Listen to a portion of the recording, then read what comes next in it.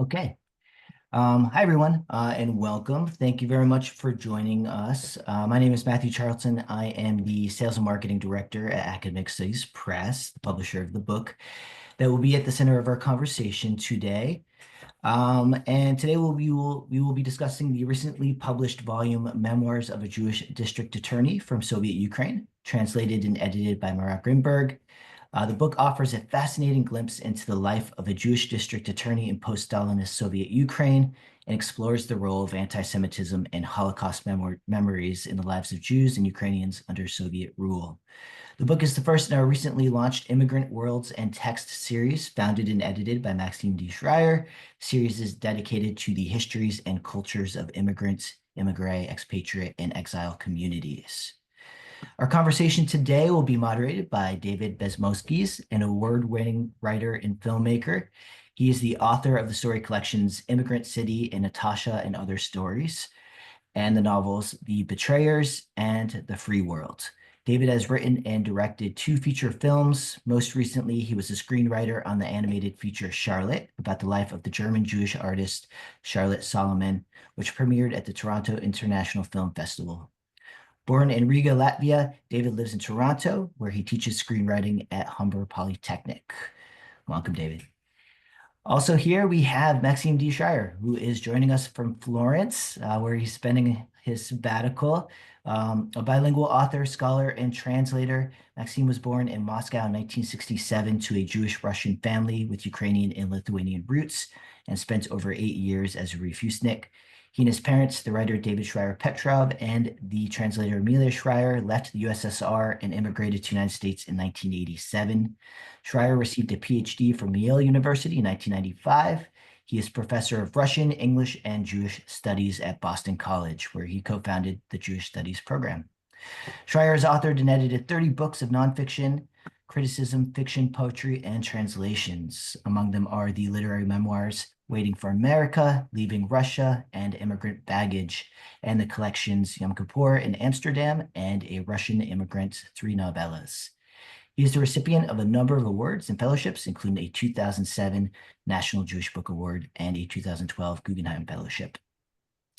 And last but not least, we have the editor and translator of the volume, Marat Grinberg, who immigrated to the United States from Ukraine in 1993, graduated from the joint degree program between the Jewish Theological Seminary of America and Columbia University in New York City in 1999, and received his PhD in comparative literature from the University of Chicago in 2006.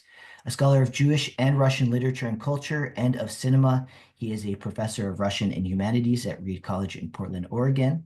Among Grinberg's books are I Am to be Read not from left to right, but in Jewish from right to left, The Poetics of Poet Boris Lusky, published in 2011, Alexander Asgoldov, The Commissaire, published in 2016, and most recently, The Soviet Jewish Bookshelf, Jewish Culture and Identity Between the Lines, published in 2023. Grinberg's essays have appeared in Tablet Magazine, Jewish Journal, Mosaic, and Los Angeles Review of Books. Currently, he's working on a study of Jewishness and the Holocaust in Russian, Ukrainian, and East European speculative fiction of the Soviet era. So thank you very much, David, Maxime, and Raul for being here. This event is part of our ASP in Conversations series, and it will be recorded and uploaded later this week online. We will have time for a Q&A at the end of our discussion, so you're welcome to leave any questions in the Q&A box throughout the conversation, and we'll get to as many as possible. And of course, the book, Memoirs of a Jewish District Attorney from Soviet Ukraine, is available on our website, academicstudiespress.com, as well as bookshop.org, Barnes & Noble, Amazon, or wherever you buy your books. So with that, I will now hand things off to David. Thank you, Matthew. And it's a real pleasure to be here to talk about this book, which I had the pleasure of actually being handed in person by Marat a couple months ago when I met in person, both with him and Maxime. I think maybe the best way to start, or at least what we've kind of decided might be the best way, because we don't know everybody who's joining us, is to frame the situation or sort of the history or the life of Ukrainian Jews in a sort of broader context historically. and Maxim has volunteered to do it. So, Maxim, why don't you help us set the stage? Thanks so much. I'm really happy to be here. I love this book. I just want to say, and I'm really happy to celebrate, to continue to celebrate it. And in fact, Marat and I have many connections that have to do with the places where the book is set. Um, Both of my late grandfathers and my late grandmother were Ukrainian Jews and came from the southwestern corner of Ukraine, specifically the area of Kamyanets-Podilsky, the former provincial capital, which was later kind of denigrated and is part of the Khmelnytsky province of Ukraine. But basically, when I was reading the book, I felt that it was my history as well. And I think it would be fair to say, while it is a unique story, the story of a Jewish district attorney in post-war Ukraine, post-Shoah Ukraine, it is in some ways also the story of many post-Soviet Jews. And I'm going to be committing a useful truism by saying that it's probably true that the majority of ex-Soviet, post-Soviet Jews have their roots in present-day Ukraine. Of course, we're not going to argue, well, I hope we're not going to argue, especially because Ukraine is fighting a terrible neo-colonialist war, and which soon will have been 3 years, and defending its territorial integrity.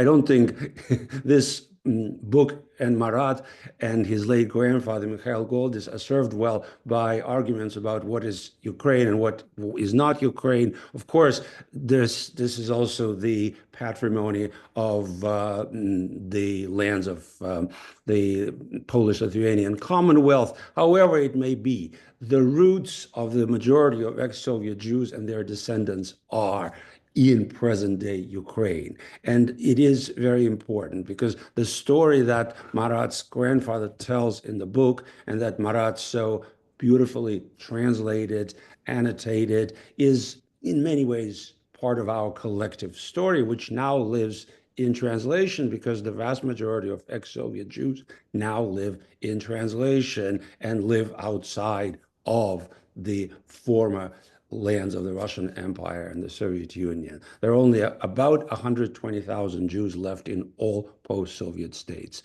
the majority in Russia and Ukraine. These are very small numbers, and I'm just going to give you a little bit of context because the numbers that used to be, even in the late 1960s, 1970s, when I was growing up in the Soviet Union, these were much larger numbers. Just to give you a little bit of perspective, in 1939, there were over 3 million Jews in the Soviet Union. This is pre-Molotov-Ribbentrop Pact. And of course, with the annexation of large swaths of Polish territory and also parts of the Baltics, Bukovina, Bessarabia, the Jewish population in early 1941 was 5,400,000. Now, let's look at Ukraine, the same years. 1939, over 1.5 million Jews living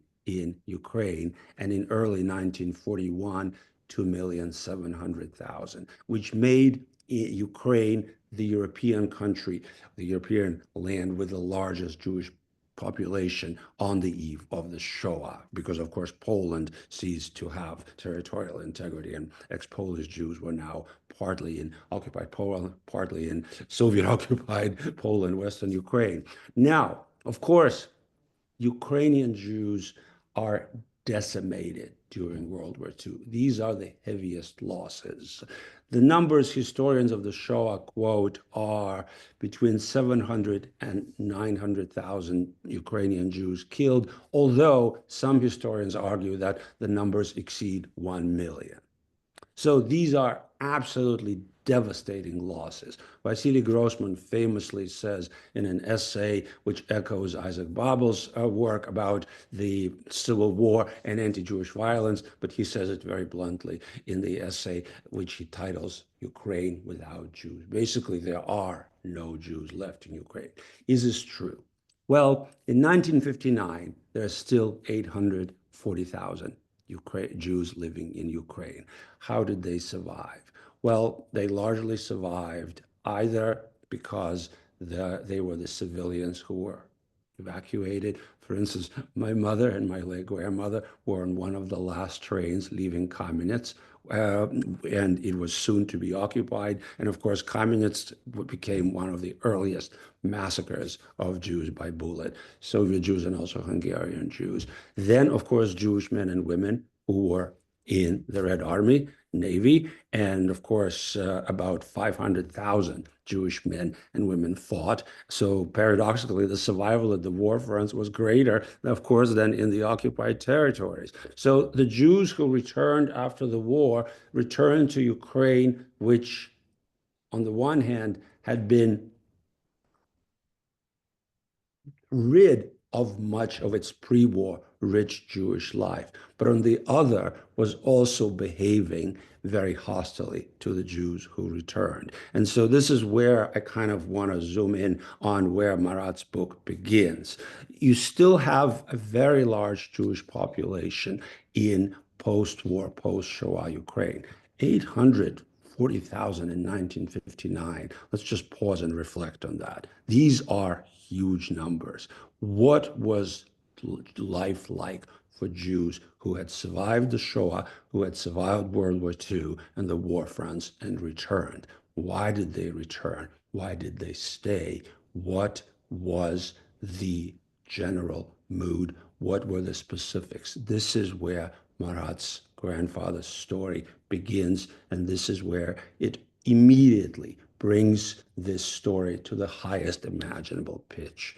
This is an educated Jew, a war veteran, who chooses to stay in a Ukraine that does not necessarily want her Jews anymore. And I just want to say, this is a story that, in my view, should have very little bearing on our feelings about the ongoing war in Ukraine and the horrible manipulations by Putin's regime to sort of dig up the story of the war and of Nazism and somehow inscribe it in today's Ukraine. This is not the story we are examining. We're talking about what is happening in the 1940s and 50s. And I think this would be a good place to stop by simply saying that, for me, one of the greatest paradoxes of this book is that this is a Jewish attorney who investigates crimes in post-war Ukraine, while Ukraine itself is pointing her proverbial gun right at his face. Thank you, David. I think I'm going to stop here.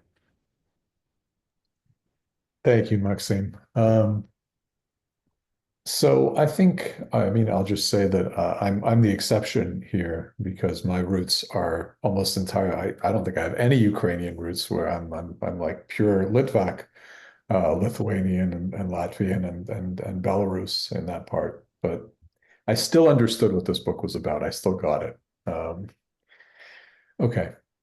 I just want to say, yeah, it's a very intimate book, and I think that's kind of the way that I read it.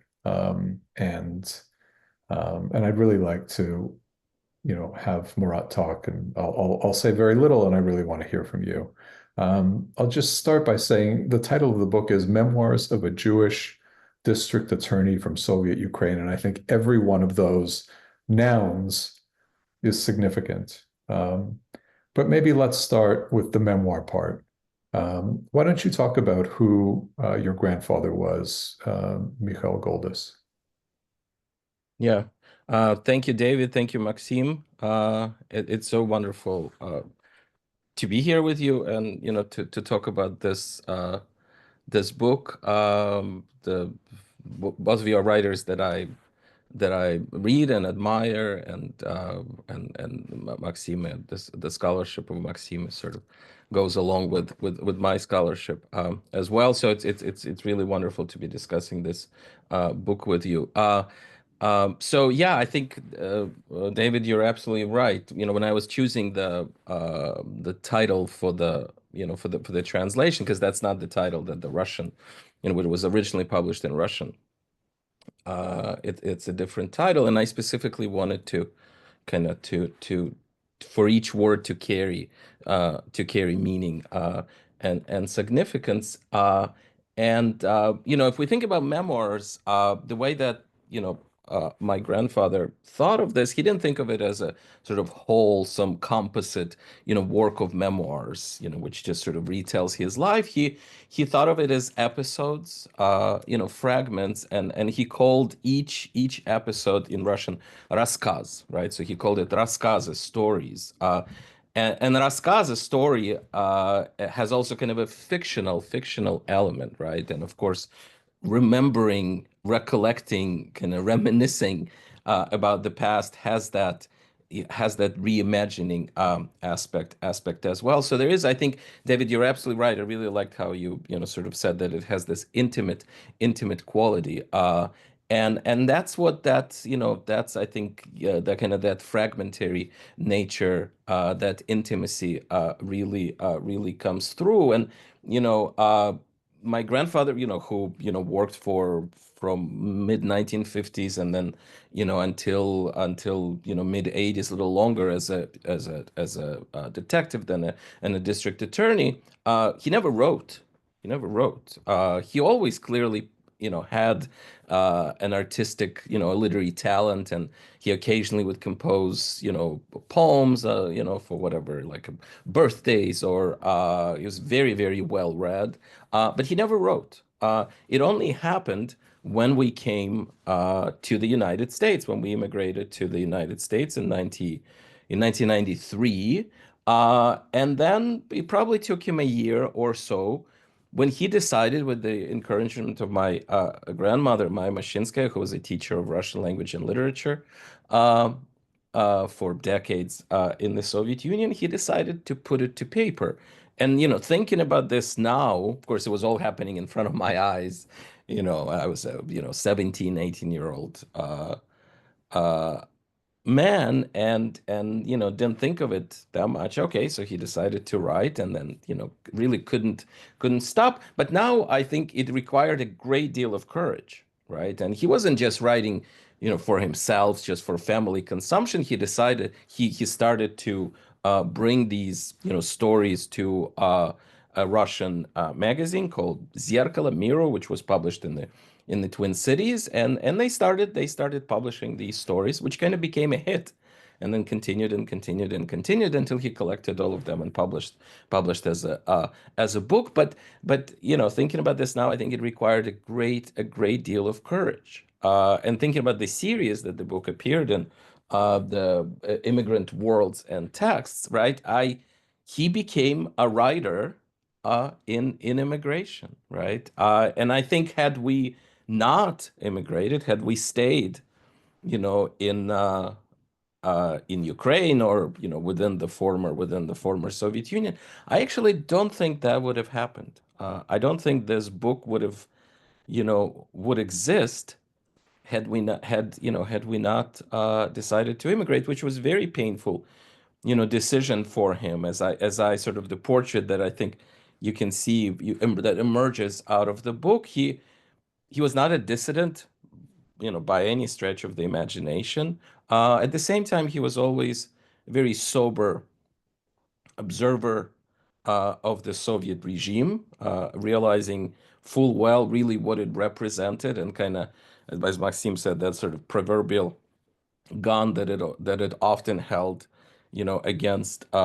against his face. So it's very, very sober about what that Soviet regime represented. But the idea of leaving that place was difficult and painful for him. And when we came in 93, one of the last, really kind of the last wave of that large wave of Soviet immigration, and adjusting to life in the States was difficult, but it also provided this creative impetus, right? There was something about sort of leaving all of these stories that I've heard really since I can remember myself. This is how I begin the introduction. My introduction to the book is just him standing in the kitchen of his apartment in Khmelnytsky, Ukraine, and just telling all these all everything that happened at work, all these cases, and then retelling. And then, as I grew older, I began to appreciate various details that, I couldn't as a child. So, so I think, yes, that fragmentary nature, that intimacy, and the fact that, it was written once once we were, immigrants, I think is very significant. And thinking about the rest of the title, the district attorney, Jewish district attorney, I specifically wanted to use kind of these American terms, Right. as I say at the end of it. He's more, but district attorney is kind of strange because he's more a detective, right? Like it's such a misleading thing it's more a police role, investigative police role, than it is a prosecutorial court role. Right. So yes, yeah, go ahead. Maxime, did you want No, to? just a small footnote. I think that the choice was great, but it also oddly highlights the differences because in the Soviet Union, the police work and the work of particularly lower regional district prosecutors was much more closely aligned. Right.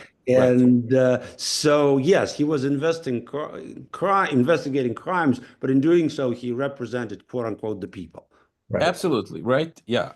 And so, yeah, as I was translating and also discussing with, with Maxima, as kind of the series editor, and thinking, should I use the prosecutor, right? Ultimately, I landed kind of and decided to use the American terms, district attorney. And as I say at the end of the introduction, I think my grandfather would have really appreciated kind of to have the American garb sort of put on his memoirs. But yeah, so at first for uh, well into the 70s, early 70s, he's a следователь, right? Which is a detective, right? Which in the Soviet context, especially early on, the detective was doing everything. So the roles that later fell to, militia, the police, right? At first in the 1950s, and then I think it goes even into, maybe the early 60s, the detective was doing everything, kind of the police work, the investigative work, and it's the lower rank, right? And this is what was given to him, which also speaks to anti-Semitism, right? So he's a war veteran, a decorated war veteran, comes back from the war, young, talented. He enrolls in the law faculty of the Kiev State University, right? Obviously, very, very, very. Sorry, I hate, let's try just Yeah, for I really want the people who are listening, because I had the benefit of getting to know him from the beginning and part of with Maxim's introduction. Um, Maybe I think it would really be helpful to really know where he comes from, like in strict biographical terms, when he was born, who he was born to, what that lineage is, and where his, what the family suffered because of being Jews in the Pale of Settlement in Ukraine, and also the opportunities that were afforded to them when the Soviet state is established, if you don't yeah, mind. yeah, yeah. Of course, of course. Yeah. So let's start at the beginning. Yeah. So he's born in 1926, right? Born in Ukraine, in what is now the Vinnytsia region, and bordering on the, what is now the Khmelnytsky region, kind of the as southwestern Ukraine, as Maxim said, and the Podylia region of Ukraine, very, very rich historically. If we think about Jewish history, both the positive and the negative. And on the one hand, he's born in a typical Soviet Jewish family of that period. His parents are extremely enthusiastic about the Soviet regime. They feel that it really gave them everything. His father, Benzion, yeah, can you just think about the name, yeah, son of Zion, came from an incredibly poor family, had no education whatsoever, started to work when he was like 12 or 13, and then Mikhail's father becomes the head of the sugar plant. Uh, And I just want to say also about Mikhail's father, Ben Sion. he grew up as an orphan in part, right? Because his father was, I'll let you finish, Was but killed during a pogrom, right? During a civil war pogrom, right? Perpetrated by the Petlura army it was insurgents. an incredibly significant feature of early 20th century Ukraine, and really in some ways prefigures the Holocaust. Absolutely. Right. So as I said, that Podylia region, right? The kind of to use the term bloodlands, right? That kind of that land is soaked with Jewish blood, of course, from before. And if we think about the pogroms of the Civil War, which some historians see really as a prelude to the massacres of the Holocaust, some of the largest pogroms of that era took place in Proskuriv, which later became Khmelnytsky. Right. So right there and then, right. And so yes, the family carried that pain within, and that's perhaps why they were so enthusiastic about what they felt the Soviet regime provided them, the opportunities that it provided. And so his father becomes the head of the sugar plant, which was an important kind of regional post. Later in the 1930s, I think around 1937, he's almost arrested. He tells a story about Stalin, which was overheard, and just by sheer luck, he was not arrested, but he's fired from his position. He loses everything, and then later reinstated. Later, gets his job back. Goes to fight. Once the war start, and he is killed in the battles for the liberation of Kiev. And in his letters, right, he writes to his son, to Mikhail, who, by the way, was named in honor of Frunze, a great kind of Bolshevik hero of the Civil War, writes about how proud he is to be fighting, fighting for the Soviet homeland. Absolutely sincerely, absolutely sincerely. So that's the father's side. On the mother's side, his mother, Leia, later becomes, Lisa, Elizaveta. She comes from a more intelligentsia family. Yeah. And her father, so Mikhail's great grandfather, was a teacher of Russian language and literature, right? So you kind of get these two sides in that family. On the one hand, kind of that sheer poverty, shtetl Jewry, with no education whatsoever, yeah. And on the other hand, already we have this Russification even prior to the Soviet rule, and those grandparents on the mother's side played a very large role in his life, in bringing him up, and they were killed. When the family is evacuated, so when Mikhail's mother, with him and the younger sister, they're evacuated, the parents stay behind, and they were killed in one of the ravines. Yeah, so many ravines that are scattered all over Ukraine, where the massacres took place. And that, although he didn't often talk about it, but the guilt for leaving them behind. Of course, it was an impossible situation. The way that the evacuation was carried out was chaotic, haphazard, yeah, an impossible situation. But the fact that they stayed behind, that pain, I assume, was with his mother. After the war, but he carried that pain as well, and so I decided to dedicate the book to their memory. Yeah. Yeah. And then the mother, she obviously, survived the war.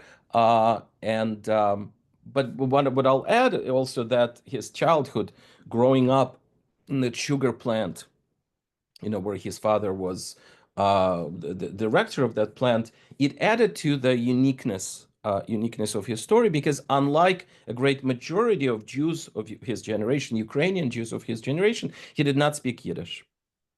Just just did not. Why? Because he growing up in the sugar plant. He was not around Jews, right? He was around Ukrainians. He knew Ukrainian language fluently, and kind of that really helped him later on with his work. Yeah. But there was that sense of estrangement, right? From the Jewish surroundings and the lack of Yiddish. Later, he kind of acquired a few phrases and would, insert them here and there. So there are the kind of these unique features which also provide an interesting, allow him to have an interesting insight. Having said that, he always had a very, very strong sense of Jewish identity. And what it meant to him, depending on sort of what period we're talking about. And again, thinking about his family and legacy, that name of his father, Ben Zion, right? He never changed, my grandfather, he never changed his patronymic, right? As a detective, as a district attorney, as a procuror, the prosecutor, an arm of the state, member of the party, right? He was always Mikhail Bensionovich, right? So Mikhail, son of Zion. When so many Soviet Jews changed their names, changed their patronymics, Russified them, he did not do it. He did not do it. And even though, as I said, he was not a dissident, but there was that sense of pride and that sense of, and almost kind of unconscious resistance, throwing that son of Zion into the faces of whoever came. Of course, so many times people, of course, would mispronounce, and there are all these funny stories about, the versions of the name that they would come up with. But anyway, I think that speaks, right? Those elements speak to the complexity of his identity and how, resistance took on these various forms. Yeah. I think talking about the ways in which he is similar and dissimilar from the experience of Soviet Jews of his generation is important. That he didn't speak Yiddish, that he grew up in this environment that was, quite, I guess, Ukrainian or Soviet. That his parents, I mean, there are these beautiful little moments and anecdotes that his mother, because such a true believer, for Yom Kippur would walk through her whatever town with a red kerchief and a pork sausage, for Yom Kippur, making this statement. Right. So I just want to say, yeah, the ways that he is alike and unalike. And I'll move the process along a little bit because I really want to talk about the stories that he tells. Yeah. So the ways that he's unalike, you say he doesn't speak Yiddish. Yes. The ways that he's alike, I think, for his generation, and you can tell me if this is correct or not, that his experience of anti-Semitism really, that he didn't experience anti-Semitism until being in the Red Army and probably closer to the end of the war. Which I think was true for a lot of Jews who were true believers and universalists, and then something changed. Talking about his patronymic, you tell two beautiful, interesting anecdotes. One about when this crystallized for him, the sense of being, persecuted or whatever, discriminated against as a Jew. I'll let you tell the story, but I'm gonna sort of like seed them first, and then you'll finish. One is about the singing of the song. Mm-hmm. The other, subsequently, is about his choice when he was being released from hospital. I don't know if it was mobilized or released. His choice about how he filled out his paperwork and what happened in those instances. So very quickly, those two things, and then I want to move us into his career. Yeah, thank you. Yeah, David. Yeah, those are very interesting moments, which again speak to sort of how, I mean, we know the larger story, right? And here is sort of these fragments that really show where the larger story coincides with the actual personal stories and where kind of they diverge. But yes, the first time that he said he consciously experienced anti-Semitism was at the front, where he was where a soldier, he was wounded, and in the hospital, he liked to sing in general, and so they were all the wounded soldiers and officers in the hospital. They were singing Russian, Ukrainian songs, and he joined in. He loved to do that. He had a good voice, and the nurse sitting nearby said to him, why are you singing with us? And he said, well, why shouldn't I? He said, well, you can't sing our Russian or Ukrainian songs because you're a Jew. And that really was imprinted on his brain, right? And it's so interesting. You can use, right, the kind of the atmosphere of the war hospital, right? He's there, wounded soldier fighting for the homeland. The nurse, right? The image of the nurse caring for the soldiers, who tells him, "Don't shut up. You're not one of us." It's the idea also of the wound, right? Yes, Like this is in precisely. fact Yes. the wound that he carries more than the physical wound. Yes, yeah, and it's actually, yeah, that's so beautiful, right? That, yeah, the actual physical wound, he always, the shrapnel, he was wounded in the shoulder. He was never extracted, so he had it for the entirety of his life. But of course, yeah, that internal wound that and being the person that he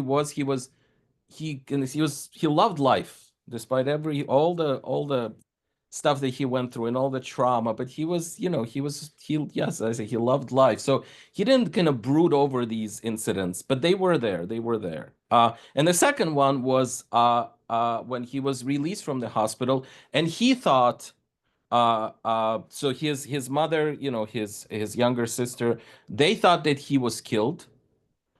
He had no information about them, so he essentially thought that he was an orphan, right? And they thought that he was killed. All lines of communication were broken between him and his mother and sister.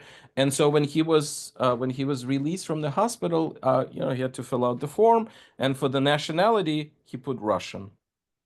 Again, sort of unconsciously, but just starting from scratch. And maybe again thinking about this anti-Semitic episode, not wanting to have anything to do with any of this Jewish stuff. And he handed it to whoever it was, a doctor or a nurse, who looked at him and said, like, "Are you sure? Are you actually a Russian?" He said, "No, I'm a Jew." And she said, or maybe it was him, said, "You can't do that. You have to be proud of who you are." Yeah. There was another incident which I did not include in my introduction around the same time when he was asked about his last name, Goldis, right? Said, "Do you know what that means?"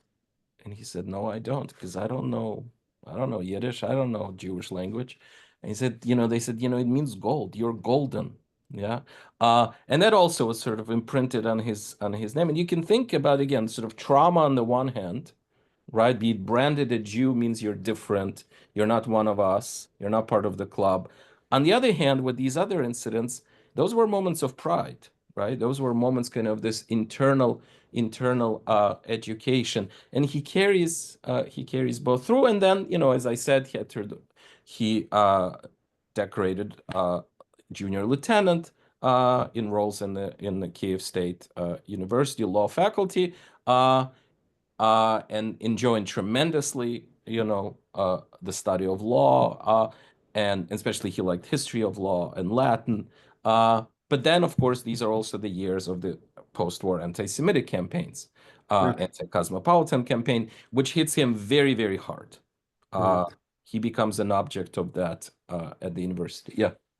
I just wanted to jump in for 1 sec, if I might, just to point out the complexity of the experience of Jewish servicemen, Jewish men and women who are at the war fronts.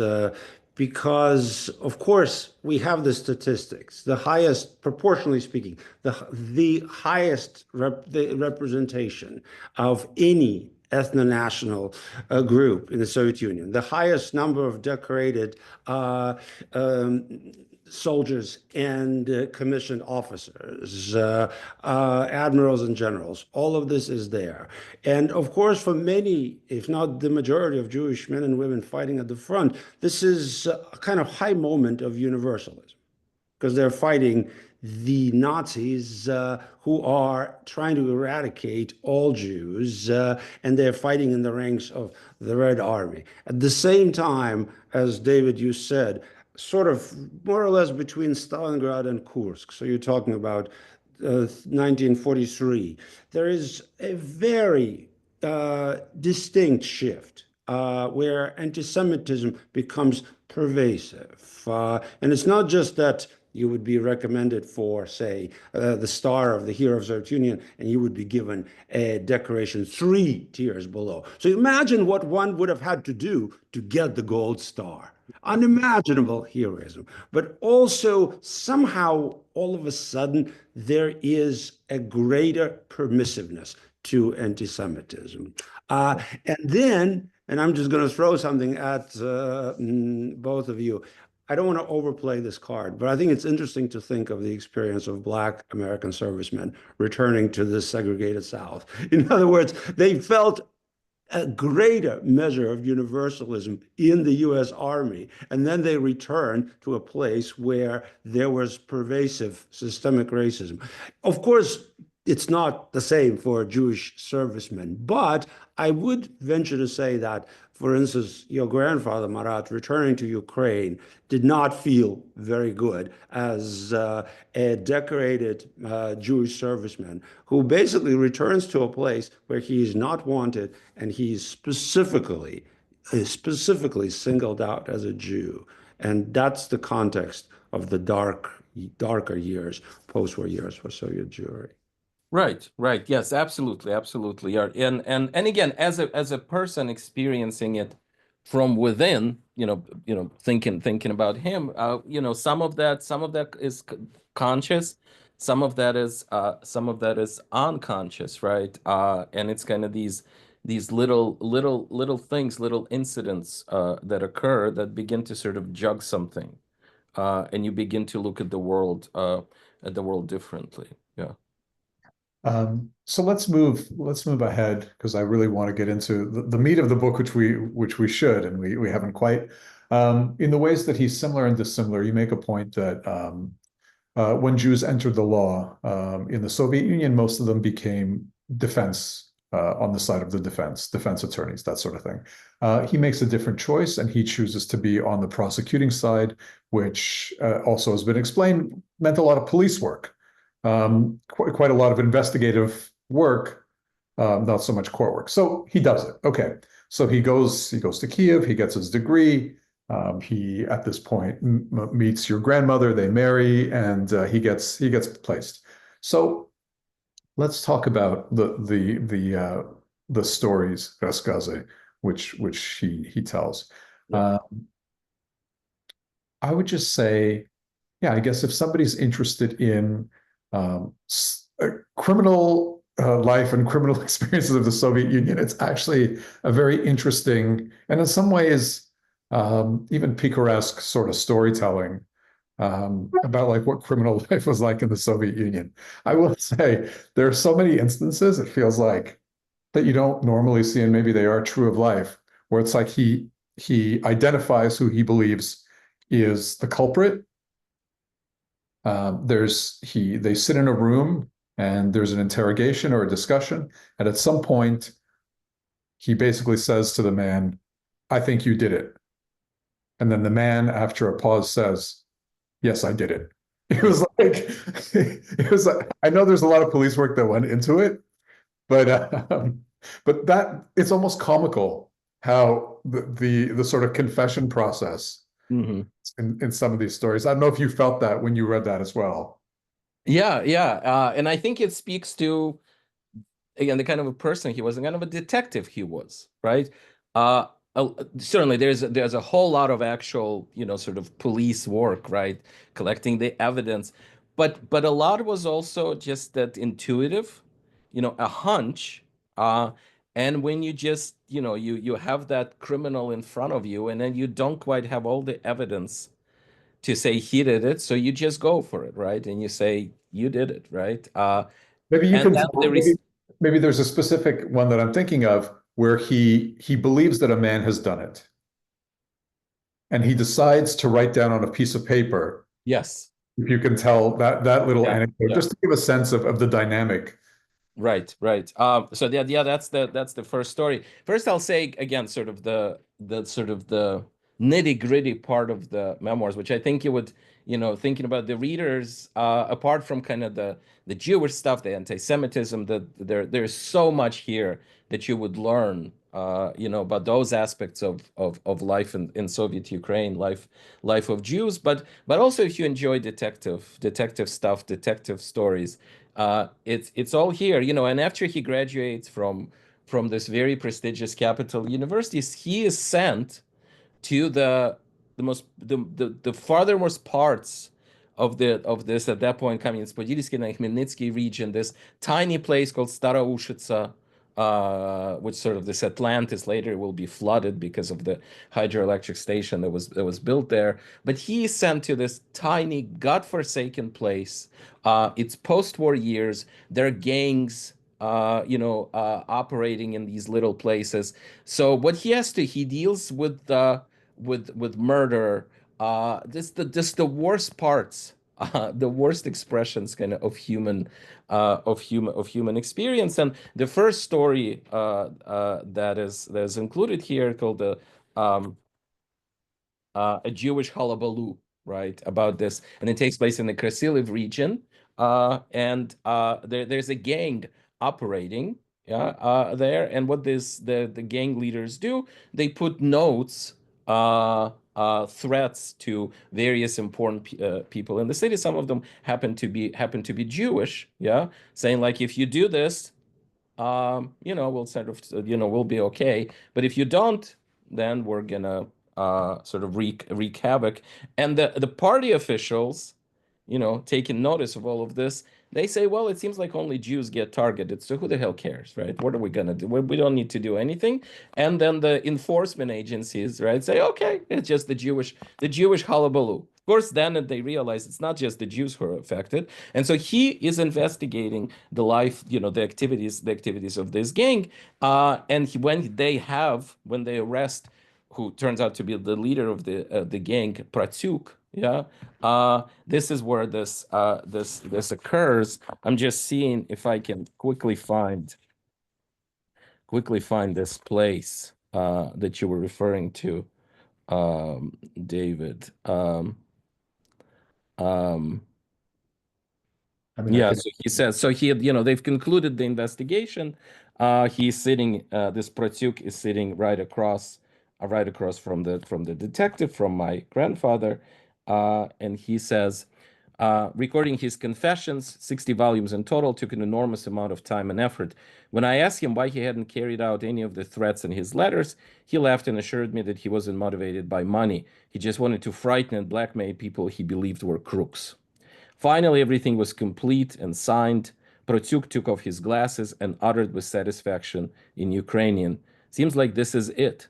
To his surprise, I replied, "Is it really, Ivan Semyonovich?" Right? And so they continue, to talk. And there's another murder. That's involved. And he writes the name of the person who's murdered on a piece of paper, hands it to this Protyuk, and says, "Why don't you go to your cell, and in the morning you'll tell me." And Protyuk looks at it, gets all red, and says, "Well, why not tell you now?" And it's actually a fascinating story. So they uncover the murder. This again, Protyuk and his associates murdered this man who was hiding their money and the goods that they stole, and decides to tell the authorities about that. So they threaten him and kill him, get rid of his body. But where they bury his body turns out to be the place where the children from intermarried families, Ukrainian Jewish families during the war, were killed by the Nazis, right? So they discover this burial site of these children from the war. So this is work in the Holocaust memory and trauma intersects with this detective work and just this gang life in post-war provincial Ukraine, right? You can make this stuff up. And so it's sort of I think so wonderful aspect of these stories, and is insight into how a detective's mind works, right? There are two episodes here about two murders that took place late 50s. In the 60s, where two young men, unrelated, and those incidents are separated by a number of years, two young men were killed. And that was investigated and reinvestigated because the mothers of these boys, young men who were killed, insisted that it was not just an accident. Yeah, the authorities were saying we can't find anything. It was just an accident. One fell over the bridge, right? Another one just drowned in the river. There's nothing there. But the mothers insisted no, they were killed. And so all the cases were reopened, and it reached up to Moscow. Right, the Moscow authorities were overlooking it, and so he was brought in. Goldis was brought in to investigate, and he was finally able to crack these cases, right? And those chapters kind of provide this very meticulous, almost sort of minute by minute, so to speak, part of the process, where he just felt that he needed to throw out everything that was discovered beforehand, yeah, uh, and and start fresh, yeah. And a lot of it was intuition, yeah. Started with the kind of that place, and then piecing everything together. Also thinking about kind of the content, there's a section, and this is how he had it in the original Russian, version, called "Women," where there are a number of stories dedicated to women, women who were, prosecuted, yeah, and some who were victims, and he absolutely admired how they were able to handle those situations. And those stories, I think, are incredibly relevant and fresh. There's a story about an abortion. Yeah, a girl, a high school student who had a relationship with her teacher, got pregnant and discovered that that teacher was not the kind of the great love that she thought he was, and decided to have an abortion, something that was illegal at that point in the Soviet Union. And my grandfather helped her have that abortion, yeah, going against the law, because he felt it was absolutely the right thing to do for her. There are stories of a gang in Kamenets-Podilsky operating in the early 70s or so, or maybe 60s, if I remember correctly, and those were gang rapes, yeah, and how that case was finally cracked with the help of a bystander. There's a story about a woman, horrible case of domestic violence. Yeah. Uh, and those are really, I think, fascinating from, again, a detective standpoint and a criminal standpoint, insight into that, rural Ukrainian life, but also his philosophical view of all of this. Yeah, the sort of the way that he viewed, what's called маленькие люди, and these little men. And I think a lot of that comes from his experience as a reader of Russian literature, and kind of juggling mercy and justice. And at what points do you sort of put the law aside and decided to do something that goes against the law, but actually is the moral and right thing to do? Yeah. And finally, of course, there are so many. So there are the number of episodes, again, touching on anti-Semitism, touching, it's not even that I think, recently I was discussing this book at an academic conference with a panel of historians, and thinking about whether it's even the right term to use anti-Semitism in this context, right? Because it was so pervasive. It was just such an indelible part of life. It was sort of always there. It doesn't mean that you kind of lived your life constantly, sort of in the fear that, no, but it was just always there, right? And you never knew exactly when that anti-Semitism would sort of show its face. Yeah. And what's interesting about some of the episodes, again, which speaks to his sense of his Jewish identity, who was kind of a very moderate person, yeah, a person, he really was not a fan of violence, but he admired Jews who were able to stand up for themselves, right? And there are two episodes here, yeah, one about the guy working at a cement plant in Kamenets-Podilsky, where convicts worked, right? And he's accosted by them. They demand that he do something. He refuses. He's their boss, right? And I'm not going to spoil it for the No, readers, right? But it shows. It yeah, shows how he stands up for himself, completely disabusing them of the image of the Jew that they have in their minds, kind of this weak Jew. And then another wonderful episode about a guy at a restaurant, again in Kamyanets-Podilsky, coming up to ask to play 740, 740, this traditional Jewish dance. The orchestra plays, something happens. Again, I'm not going to spoil, but he admired, right? He admired, and I use this in the introduction. I talk about, Boris Slutsky, the poet that I spent so many years working, writing about, the major Soviet poet, Russian poet, Soviet Jewish poet, who gives these kind of two images of Jews in his poems. On the one hand, he says, the Jew is always cursed. He's always under that star that curses him. Yeah, that's his plight, that's his fate. On the other hand, he says he has this poem where he talks to Jewish children, and he says, stop playing chess, stop reading books, go and learn to fight. Yeah. Looking at David, who's a boxer, right? Go and learn to box. I would just say. So kind of these two sides, that anti-Semitism, that pain and trauma, it's always there. You're always different. There's nothing that you can do about that, but live your life. And on the other hand, you react, you respond, right? And at the end of one of these stories, he talks about this young man who defended himself as a Jew against this anti-Semitic violence. And my grandfather says, but I was thinking, what about me? How many times was this anti-Semitic garbage was thrown in my face and I just stayed quiet? And he says, thank you for teaching me a lesson. Yeah. So, yeah.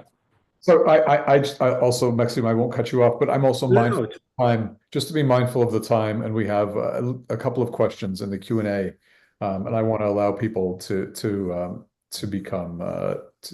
get involved in our conversation.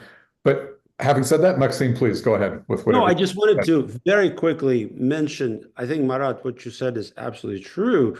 And yet, of course, in addition to either hiding one's Jewishness or daily performances of Jewish pride, Jewish self-defense, there were two responses. One, there's an outflux of Jewish professionals from Ukraine in the 1940s and 50s. That is particularly, for instance, they moved to places where there is less anti-Semitism, Siberia, the Far East. For instance, one of my dad's cousins, older generation, born in 1935, was a young district attorney who moved to Kamchatka. And he rose through the ranks because there were so few people willing to work there that he became successful. And of course, guys, we wouldn't all be sitting here were it not for the massive outflux, the exodus of Jews that begins in the late 60s, early 70s. So that too is a response to anti-Semitism. Yes, of course, right? Yeah. Although again, thinking about the Soviet kind of distribution system, right, where you graduate from a university and you can't choose where you go, but you're sent, right? And knowing how to play the system and to try to sort of he was not able to do that, right? And one last thing I'll say, and then I want to get to the questions. But so after he investigates, one of these murders, as I said, nobody could crack. He finally is able to do that, and then he's promoted, right? He's promoted, and that comes from the very top, almost from Moscow, and he is to be sent from this, from Krasiliv, the small place, to a larger city, at that time was still Proskuriv, I don't think, already Khmelnytsky. And that's exciting. And then his boss calls him in, says, close the door. And he says, I just got a call from the party committee. And they said, here, no Jews will be promoted ever, right? And so his boss, who is, represents the state, he says, I don't get it. I don't understand, but there's nothing that I can do. And they work out where, again, he's sent to Kamyanets-Podilsky instead of Khmelnytsky, which is a larger city. So it was a bit of a step up. But after, doing what he did, yeah, the party steps in and he says, nope. That, of course, again, speaks to the levels of anti-Semitism, how they vary geographically in the Soviet Union, and it was very, very intense in Ukraine. And I write in the commentary to that chapter, I asked him, why why did you stay, right? Why did you stay after, being that thrown in your face and knowing that you obviously deserve so much more, right? And then the explanations varied, right? Of course, what could he do? I mean, he needed to provide for his family. There was also a sense that, if you stay and you're able to do some good, yeah, uh, but and the immigration at that point was not at all an option that they could entertain, right? But but yeah, that was sort of these are the questions that you lived with. Yeah. Okay. Well, let's yeah, Yeah. the question. Let's move on. Here are the things I did not get to ask that I wish I could have asked, but I'm not asking them. I'm like mentioning them. Yeah. Yeah, the idea that there are many stories, рассказы, and they may start off in one place in a fairly conventional, criminal jurisprudence thing, and then some Jewish aspect creeps into them, which is always interesting, and the role that it plays. One. Two, just in talking about anti-Semitism and, for anti-Semitism to function, you need a Jew, okay? But the idea of what is a Jew, right? Like you look at somebody like your grandfather, there's no religion involved. He comes from a very Soviet family. He doesn't speak Yiddish, right? And this idea of like, why is he still being persecuted? What is so Jewish about this man? Yeah. Also, entering into a point where, I don't know, maybe this is relevant to North America and the West and et cetera right now. This idea of like, what is he, right? There is some commentary as we go through. Again, don't have time to get into it, but the number of times that he says that this Jewish person, looks Jewish. He looks typically Jewish. He looks stereotypically Jewish. And now, this peculiar situation that Jews have in the West where they're white. And I think it's really fascinating. I have young children, for them to understand that not so long ago, there were parts of the world where the idea that a Jew was, the dominant, whatever the thing is supposed to be. No, you looked like a Jew. Yeah. You looked like a Jew. And you might as well have been, as in America, you might as well have been black. Yeah. Yeah. For all extents and purposes. Some people could pass, as in, some black people can pass, but for the majority, you could not pass. Didn't matter. Nobody had to hear you speak or know your last name. It was just a feature of existence. Anyway, I'll stop now. But it's fascinating because it really is a window into a time and place and a mentality and a society that I think people have lost sense of and lost track of. Now we have some questions. Okay. I'm going to ask you the simple one first, and then there's a more complex one that I do think is involved. But here we go. Here we go. Okay. What is the original title of the book by Michael Palfinger asks? Well, the original title of the book, I'm just seeing if I can maybe show it, but it's not here. It's called Пути дороги, Пути дороги, which is, literally means kind of path, By ways path, of roads. thing. Yeah, but sort of, it's good, the roads of life. Yeah, Пути дороги. Yeah, he picked that title. It's not, maybe it actually was a title of one of the episodes that I did not include, because part of the editorial kind of work that I did, the Russian edition is a bit longer. Yeah, and I didn't include all of them, so maybe it was the title of one of the. But yeah, Пути дороги, which is so difficult to translate into English, right? You need to come up with a kind of idiomatic, catchy. Idiomatic, right? It's Yeah. idiomatic because in Russian you would say "Пути дороги" and people would understand kind of what it means. Right. Yeah. But for the American, for the English-speaking reader, I felt that the title needed to convey really what the book is about. Yes. Yeah. To make it appealing. Yeah. To make it sort of interesting. Yeah.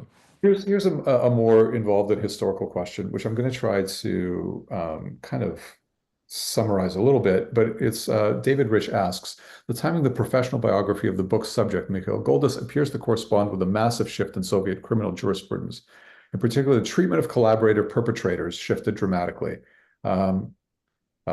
So the decree, something KGB, continued search for Karateli, executioners, collaborate. So this is Soviets who had collaborated with the Germans and spilled Jewish blood. There are stories, or at least one that I can recall, that does touch upon this thing. Yeah, yeah. Right.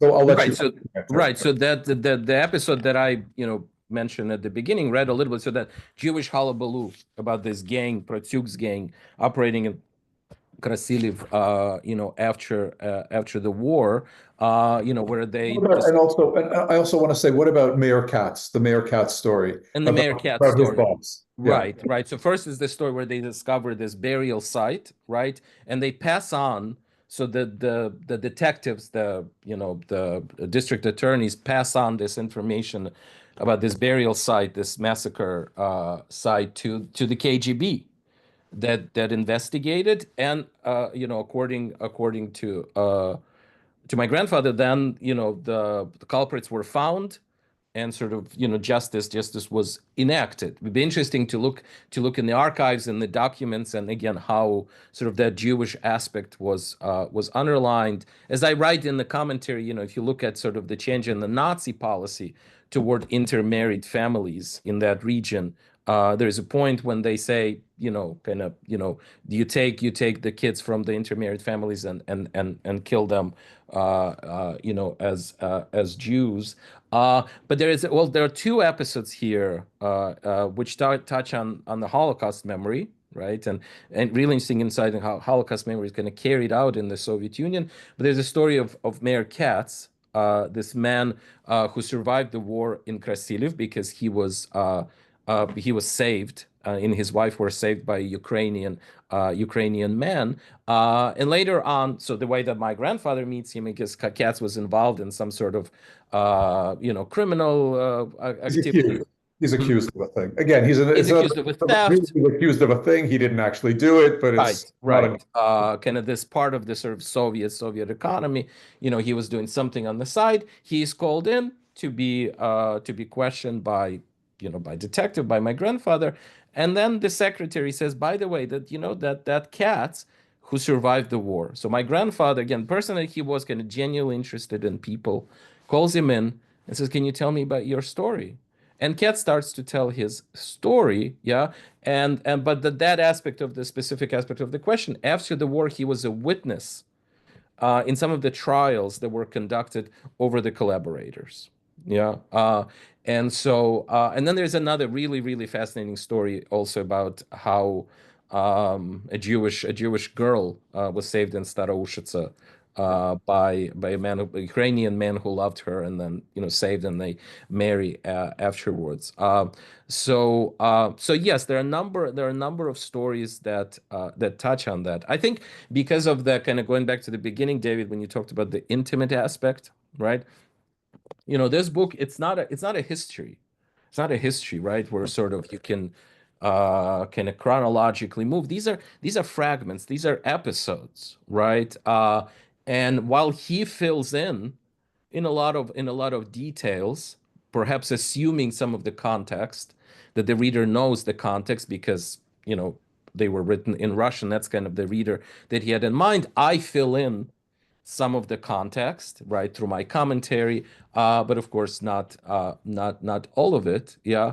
But it's that intimacy and personal, again, that I think makes it so interesting. And then you take it and sort of stack it against the history from the top that we know what happens during this period here and there. So what I did, for instance, with these episodes that touch on this Holocaust memories, and these Jews who were saved by Ukrainians during the war. So I went, and Yad Vashem has that information. Yeah, in both cases, the Ukrainians who saved, they're commemorated as part of the righteous among the nations, right? But there are interesting discrepancies between the versions that is presented in the book and the versions that we have in the Yad Vashem archives, although largely they correspond. But there are some really, really fascinating discrepancies. In some cases, the discrepancies has to do precisely with the role of collaborators, right? So in the versions that, for instance, the Staroushitsa story, where this Jewish girl is saved by this Ukrainian guy, later, when they're married and they tell this story to my grandparents, who just moved to Staroushice and he's a young detective, they tell this story. And on the one hand, they tell the story to this Jewish couple, right? On the other hand, they tell a story to the detective, again, a person representing the state. So they omit some details, precisely the details that have to do with the collaborators, right? Because that, of course, was something that was not talked about in the Soviet Union. Those parts, those details are in the Yad Vashem, archives, right? So it's a very interesting insight again how that Holocaust memory was carried out in the Soviet Union with omissions, with additions, with some reimaginings, right? Again, it's interesting who is telling that story and to whom the story is being told, right? And in those, whereas in the rest of the book, where he is the detective, he's the district attorney, he fills in the details, right? Yeah. And everything is filtered through his mind. But in the stories that have to do with this Holocaust memory, he is a listener. Yeah. He's a listener. He takes it all in and he says, I don't want to add anything. I don't want to ask, right? Yeah. I don't want to intrude. Yeah. Um, Just to say, you want to say once something? Yeah, go ahead. Yeah. And then No, I have no. one last question before we go, but go ahead. Yeah. I think Marat earlier said something very important, which I just want to reiterate, which is that this is an immigrant book. It's paradoxical because this man had had his whole life and full career back in Soviet Ukraine, but he wrote it in America. And I think the fragmented nature of the stories, to me, is actually emblematic of the fact that immigrants are knowable in part. There are gaps which will never Right. be reconstructed. And that's Right. why it's one of the reasons I was so happy to feature this book in the new series, Immigrant World and Texts. So thank you, Marat. Yeah. Um, No, that's precise. I think that's exactly it. Yeah. well, it actually it relates to the question that I want to ask, my last question, which is to you, Marat. We're kind of the same generation. My grandfather was, a little bit older than your grandfather, who's went through some similar things. But when I think back on him, I think now he died in 2006. Both grandfathers, but never mind. I think of one in particular. Now I'm like, I wish I had asked him this. I wish I had asked him that. And I was close with him as it seems. I get a sense you were very close with your grandfather, Mikhail. Yeah. Having gone through the process of reading his work and having gone through all this, are there things that now you wish you had asked him? Things you wish you could know? Yes. Yes. I think, as I was very close to him. I mean, he was really, a father figure to me, and a person with just an enormous impact on me. And luckily he lived a long life. He was 94 when he passed away 4 years ago. And as I said, the last few years he was working on another set of memoirs, much more personal, but couldn't just it was tough, maybe because of the age, but maybe because of very personal nature, and sort of as a uh, in those fragments that remain from that second part, there are just sentences that he's kind of chiseling out. He's working on just the same sentence over again and over again. But in terms of there are some factual things. So for instance, what happened specifically while he was at the university, right? So the anti-Semitic, the anti-cosmopolitan campaign. He always referred to his as, my university story. Yeah. And again, we know that he was just hounded both by the university authorities, by the fellow students, and that really it was a really decisive moment in his life. I think it like turned everything upside down. He began to look at the world very, very differently. But I don't know exactly, what happened. I even tried to look in the archives. Perhaps, hopefully once, the war is over and I'm able to travel there, I can look in the archives of the university and see. Yeah. And but So there are these factual things. The rest, I don't know. I don't know. Again, when it's somebody who is such an indelible part of your life, right? And who, even though he's not physically here anymore, he is still here, especially because of this, work that I did. We talked, he and I, we talked about, first publishing the book in Russian. When he did it, I wanted to republish it, and we talked about translating it into English, and then working on it, translate. I mean, it was, and it was a personal project, a scholarly project. Kind of everything came together, for me there. And it's funny, I like, when I discuss the book now, I really do feel like, he's sort of, he's there. I have his photograph right here in front of me, on my desk. So these things they're always with you. So factually, yes, I wish, I would have asked about some of these things. The rest, I don't know. The rest, I think it's that knowledge that is always with you, and you sort of, and it grows with years, and you pass it on. Maybe it sounds a little trite, but I think that's how it works, right? It's sort of, it's who you are, right? It's now who I am. I mean, it's obviously his life, his words, his book, but now they're in sort of in the English garb that I put there, and filtering it through the ways that he would tell these stories, and all of that. So it's kind of, it's all there. It's kind of all of these parts. Yeah. Yeah. And that's why it's now, I mean, really kind of great to share it with the world, and to discuss it with the people that I respect so much. And so yeah. Thank you. I think that's it. We don't have other questions in the chat. Maxim, if there's anything you'd like to say before we turn it back over to Matthew to wrap up. No, I think I'm just so happy that this is the first book in the series since its publication. 4 more books have appeared or are about to appear, and the list is growing. And even though we have a book about Vladimir Nabokov, a book about Chaim Plutzik, the great Jewish American poet, I think this book squarely belongs to this list. And it's not about the caliber of the authors. I think it's about the caliber of the story, and how much the story contributes to the living legacy of ex-Soviet Jews who are now represented primarily in Israel and in the United States, also in Canada and Germany. Canada, I will say there now, it's shocking to me. It's shocking that there are more Jews in Canada than in Russia and Ukraine combined. Of course. Yeah.